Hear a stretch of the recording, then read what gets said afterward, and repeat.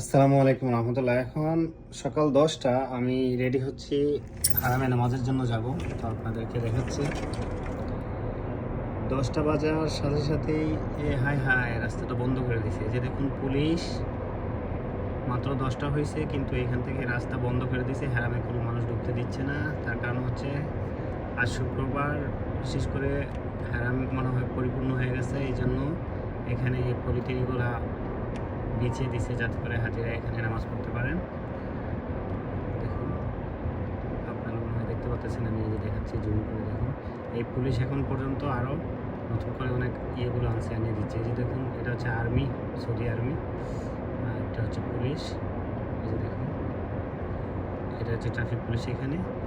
আর আপনারা মনে হয় অনেক সাউন্ড শুনতেছেন হেলিকপ্টারের, সারাক্ষণ হেলিকপ্টার ট্রল দিচ্ছে। মক্কাতে কঠিন আকারের নিরাপত্তা দেওয়া হচ্ছে এবং সারাক্ষণ আমার ওই বাসার উপর দিয়ে হেলিকপ্টারগুলো একটার পর একটা ঘুরতে থাকে। আপনারা অবশ্যই সাউন্ড পাচ্ছেন। আর এই যে দেখুন, এখানে হচ্ছে হেরামের, এটা হচ্ছে বাস স্ট্যান্ড। এই দেখুন বাসগুলো এখানে আছে।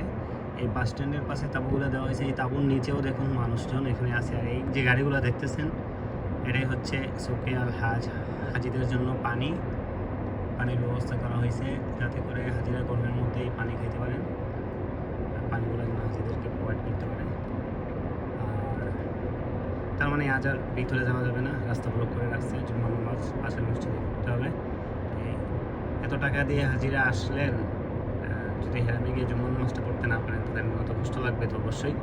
কিন্তু ভিতরে গিয়ে দেখলে দেখা যাবে ভিতরটা এখনও পরিপূর্ণ হয় নাই, হয়তো অনেক ফাঁকা আছে, তারপরও মানুষদেরকে এই ভিতরে দিতে দিচ্ছে না।